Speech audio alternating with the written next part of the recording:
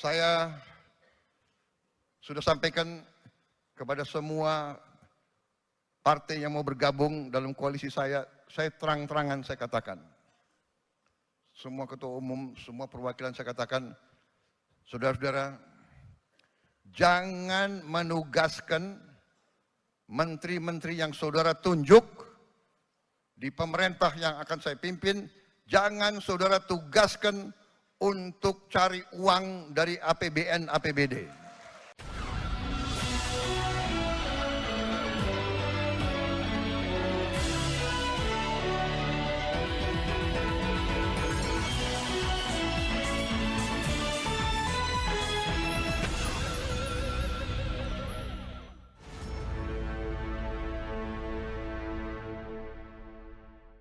Assalamualaikum warahmatullahi wabarakatuh. Apa kabar? Kembali berjumpa dengan saya, Hiruz bin Arif dari Forum News Network. Kurang dari sepekan lagi Prabowo Subianto akan dilantik menjadi presiden. Dan dia didampingi oleh Wakil Presiden terpilih Gibran Rakabuming. Dan tepat sepekan lagi, yakni pada hari Senin mendatang itu, atau Senin pekan depan, Pak Prabowo akan segera mengumumkan kabinetnya ya. Tetapi ada yang cukup mengejutkan karena Nasdem itu dipastikan tidak akan masuk kabinet. Ada apa ini? Kenapa kemudian Nasdem memutuskan tidak masuk kabinet padahal mereka tetap menyatakan mereka akan ada dalam pemerintahan Prabowo Gibran. Ini memang agak janggal tapi sangat menarik ya. Biasanya kalau mereka yang partai yang disebut di pemerintahan itu ya yang berada di dalam kabinet atau bahkan malahan mereka ya berebut kursi di kabinet.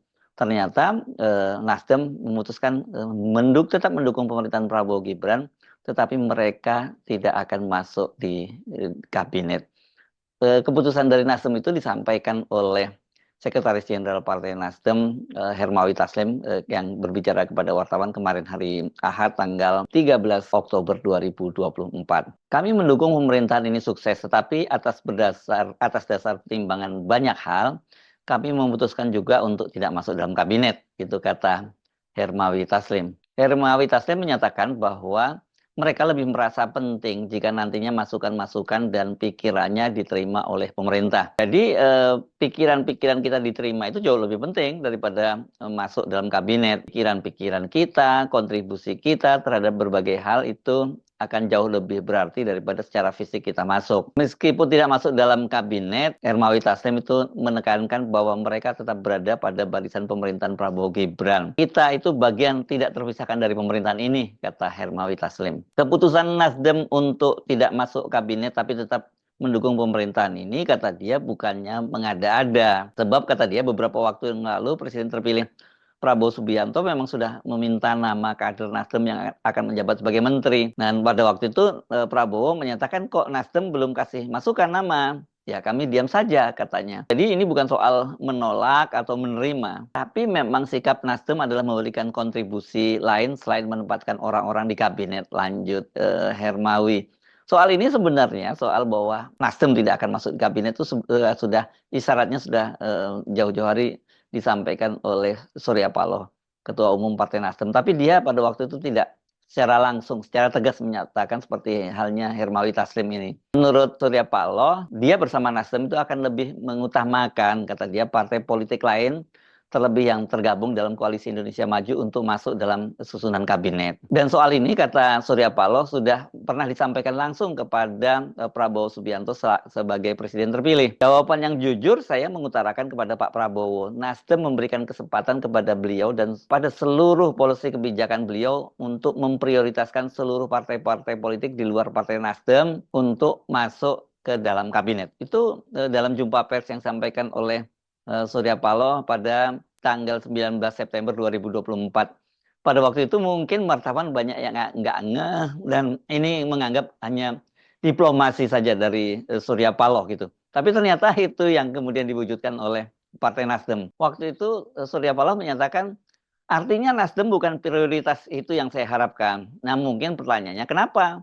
Sekali lagi kami bisa merasakan betapa terhormatnya posisi menjadi salah satu pembantu presiden apapun itu nomenklaturnya termasuk kabinet, kata dia. Tetapi tidak kalah terhormat untuk memberikan kesempatan kepada saudara-saudara kita partai-partai politik lainnya. Jadi kalau bisa mempertimbangkan Nasdem itu paling ujung aja lah kata dia, paling belakang saja, bukan nomor satu kata Surya Paloh. Ini menarik sekali ya.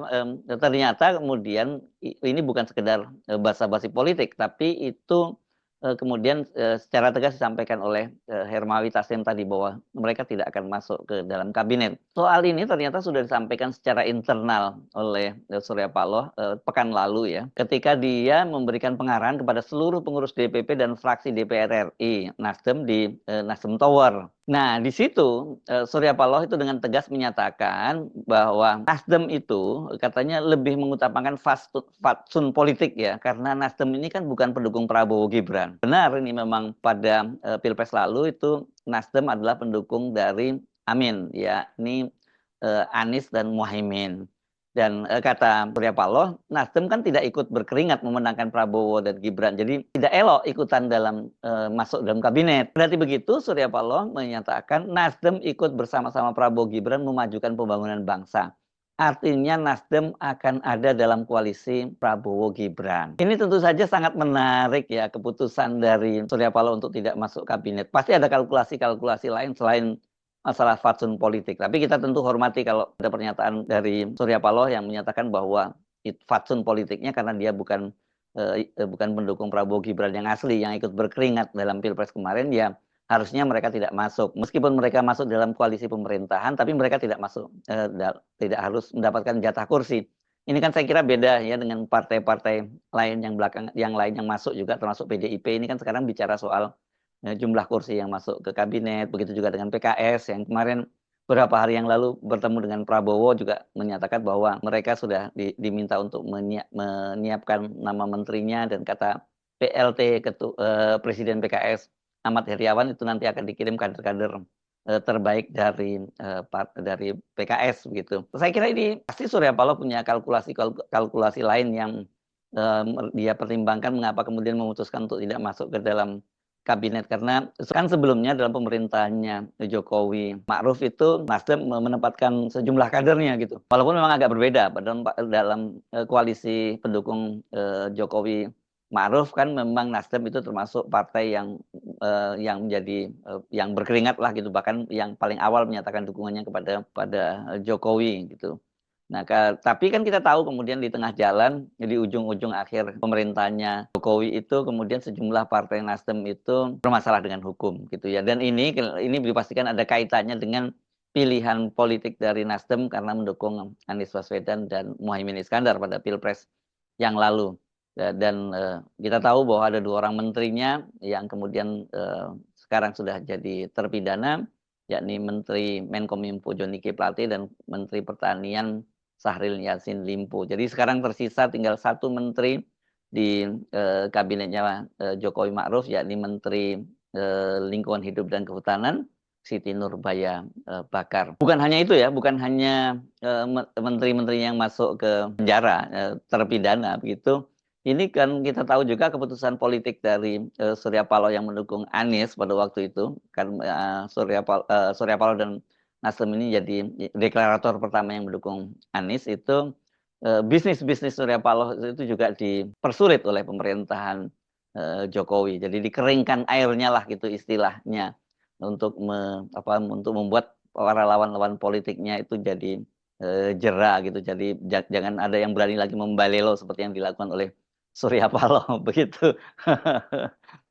Di luar itu, saya kira situasi sekarang ini, siapapun yang masuk di kabinet itu memang beda sekali dengan era pemerintahan sebelumnya. Sekarang ini, kalau masuk ke kabinet, ya memang harus kerja keras, dan kemudian peluang untuk peluang main-mainin APBN gitu, itu terutama. Karena kan dipastikan bahwa partai-partai politik ini berlomba-lomba memasukkan para kadernya ke dalam kementerian di kabinet, itu bahkan mereka berusaha mencari posisi yang basah begitu, dan juga jumlah yang banyak ya karena berkaitan dengan sumber daya yang ada di pemerintahan. Tapi soal ini sudah diwanti-wanti oleh Presiden terpilih Prabowo bahwa partai-partai politik, ketua-ketua umumnya mengirimkan kadernya menjadi menteri itu jangan berpikir untuk mendapatkan cuan atau mendapatkan keuntungan dengan melakukan korupsi dari APBN. Hal itu disampaikan oleh Prabowo Subianto ketika menyampaikan sambutannya dalam sebuah acara Partai Kebangkitan Bangsa beberapa hari yang lalu di Hotel Sahid, Jakarta. Saya sudah sampaikan kepada semua partai yang mau bergabung dalam koalisi saya terang-terangan saya katakan. Semua ketua umum, semua perwakilan saya katakan, saudara-saudara, jangan menugaskan menteri-menteri yang saudara tunjuk di pemerintah yang akan saya pimpin, jangan saudara tugaskan untuk cari uang dari APBN, APBD. Zamannya sekarang susah. Ini zaman digital, ini zaman teknologi, ini zaman pengamatan sangat cepat. Jangan coba-coba. Tapi kita mengakui, kita dengan cara yang halal, dengan cara yang baik, kita mengerti setiap institusi, setiap organisasi, setiap partai politik pasti perlu uang, pasti perlu sumber daya. Ini terbuka saja kita. Mari kita kelola kekayaan kita sehingga kita bisa mendukung semua institusi dengan baik. Terang-terangan. Kenapa tidak? Peluang ekonomi kita sangat besar. Kekayaan laut kita sangat besar. Pantai kita salah satu terbesar di dunia. 90.000 hektar lebih. Panjang pantai kita.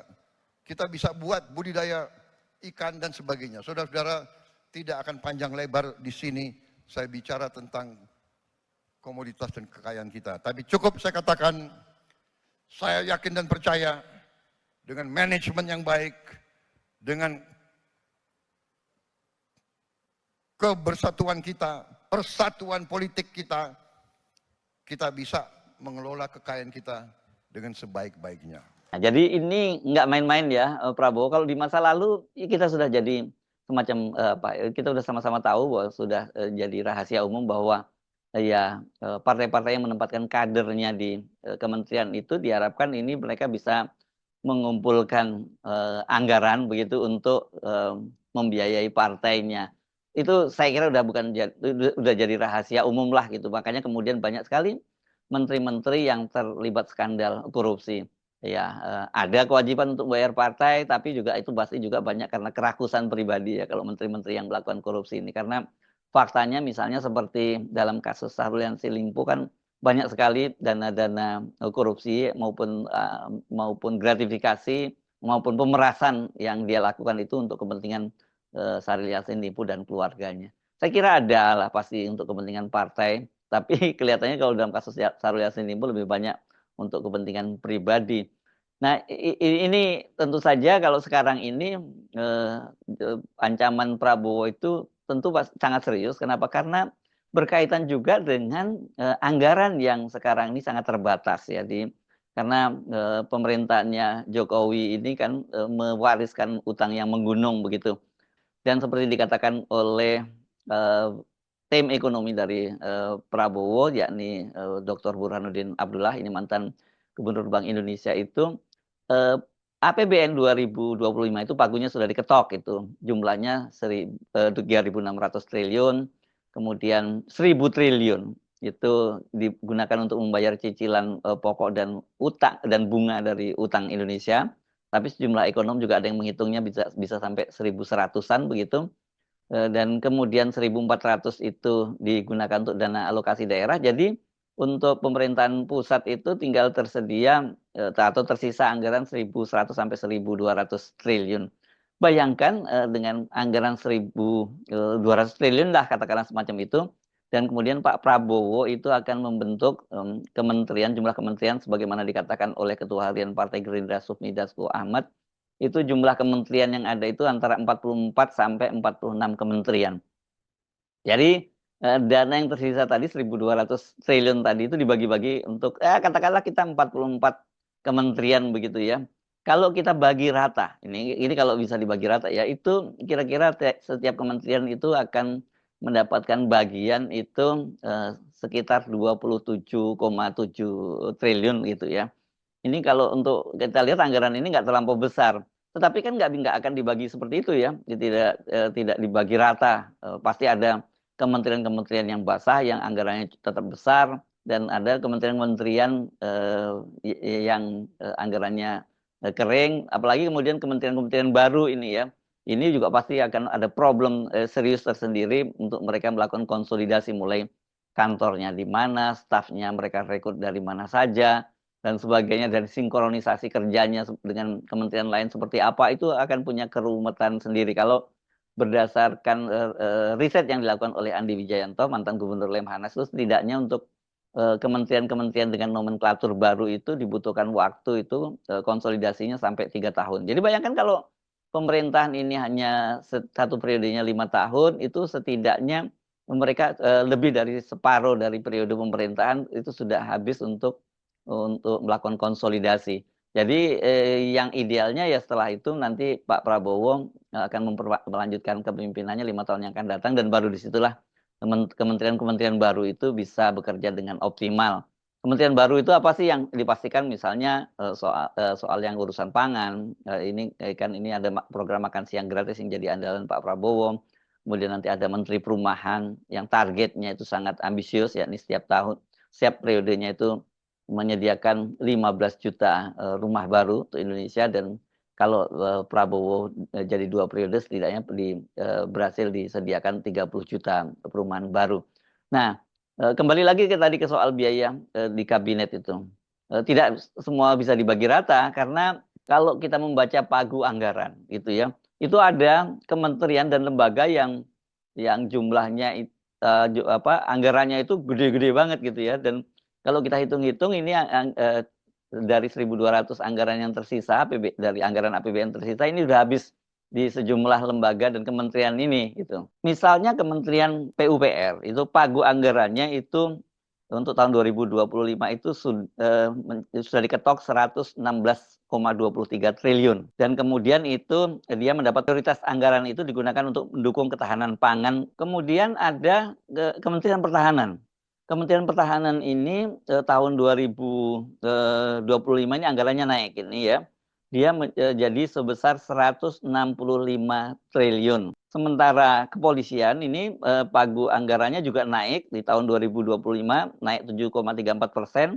Sekarang ini diketok itu tuh pagu anggaran Polri itu 126 triliun. Tapi jangan Anda bayangkan bahwa pagu anggaran Kementerian Pertahanan 165 triliun itu besar sekali, yang karena ini kan kemudian dia dibagi-bagi itu, dibagi Kementerian Pertahanan, Mabes TNI, dan kemudian 3 matra TNI, Angkatan Darat, Laut, dan Udara. Sementara kalau kepolisian tadi walaupun lebih kecil 126 triliun, tapi itu betul-betul semuanya untuk kepolisian. Jadi yang lebih gendut anggarannya ya memang Kepolisian Republik Indonesia. Yang juga anggaran cukup besar itu adalah Kementerian Pendidikan dan Kebudayaan begitu ya. Jadi ada beberapa nanti Kementerian Dalam Negeri itu juga termasuk besar. Jadi nanti dari 1.200 triliun tadi ada kementerian-kementerian yang bukan utama tadi akan kebagian sisa anggaran yang sangat kecil. Jadi kita bisa membayangkan nanti para menteri-menterinya ini akan pusing kepala gitu untuk mengalokasikan anggaran yang jumlahnya sedikit tadi. Jadi kalau masih mau dikorupsi juga, ya mungkin ini satu dia terlalu nekat, yang kedua yang akan berhasil dikorupsi itu jumlahnya kecil, ketiga risiko untuk ketahuannya sangat besar. Pak Prabowo kan menyatakan untuk koruptor dia sudah menyiapkan pasukan khusus ya, walaupun sampai ke Antartika katanya akan dikejar. Nah, apakah kaitannya seperti itu? Apakah kemudian Pak Surya Paloh ini berpikir untuk apa masuk di dalam kabinet, kemudian kalau kemudian dia dapat pos kementerian ya karena dia tahu diri gitu, jadi nggak mungkin dapat pos kementerian yang basah, sudah pos kementeriannya kecil, nanti kemudian kalau tersandung kasus hukum kan jadi lebih nggak worth it, nggak sesuai ya, yang seperti terjadi pada kasusnya Kominfo, Menteri Kominfo Johnny G. Plate dan juga Menteri Pertanian Syahrul Yassin Limpo. Kalau pertanian dan Kominfo itu masih termasuk lumayan anggarannya, terutama pertanian cukup cukup besar gitu. Tapi nanti kalau apa iya Nasdem ini diberi pos-pos penting seperti itu kementerian, kemudian Kementerian Pertanian, Kominfo atau seperti periode sebelumnya Kejaksaan, ini nggak mungkin. Jadi mungkin itu kalkulasi yang dihitung oleh Pak Surya Paloh, ya untuk apa masuk ke dalam kabinet. Walaupun juga saya kira kita juga mesti menghormati adanya fatsun politik itu.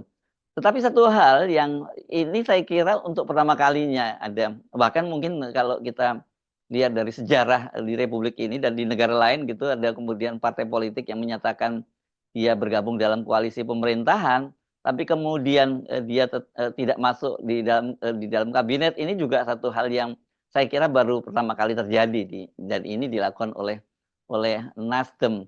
Jadi ke depan ini memang ini sangat rawan ya situasinya.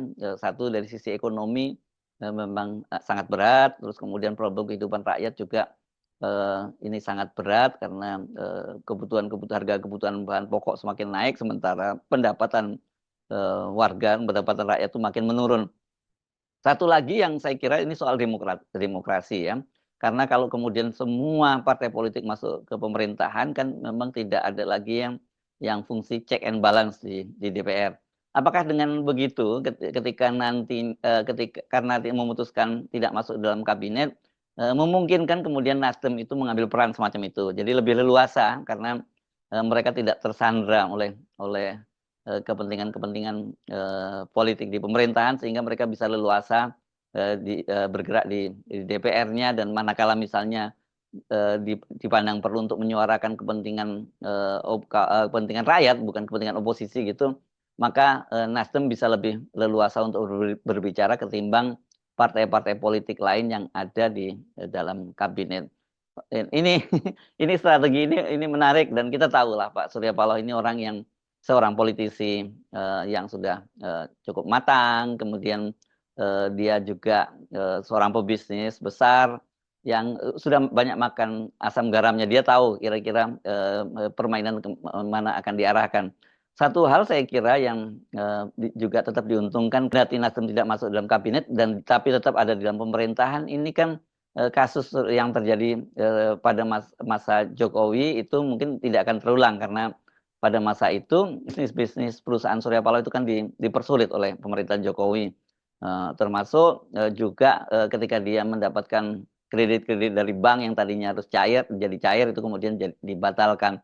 Dengan cara dia tetap di pemerintahan, dia masih tetap punya pengaruh di perbankan nasional dan mungkin tidak akan terulang lagi. Kemudian ada bank yang sudah komitmen memberikan biaya per kredit untuk pembiayaan, kemudian tiba-tiba dibatalkan begitu saja. Tapi apapun, saya kira ini bisa jadi salah satu apa saya sebutnya eksperimen politik, dan tapi juga mungkin bisa jadi contoh bagaimana bahwa masuk ke dalam kabinet itu bukan tujuan utama untuk bergabung dalam pemerintahan. Ini tapi kalau saya nyebut seperti ini agak aneh juga. Satu hal yang saya pastikan pasti Pak Surya Paloh punya kalkulasi yang nantinya mungkin beberapa tahun yang akan datang kita akan tahu mengapa kemudian dia memutuskan masuk dalam pemerintahan, mendukung pemerintahan tapi tidak menempatkan menterinya di dalam kabinet Prabowo Gibran. Saya Herzl Arif dari Forum News Network. Sampai jumpa lagi. Wassalamualaikum warahmatullahi wabarakatuh.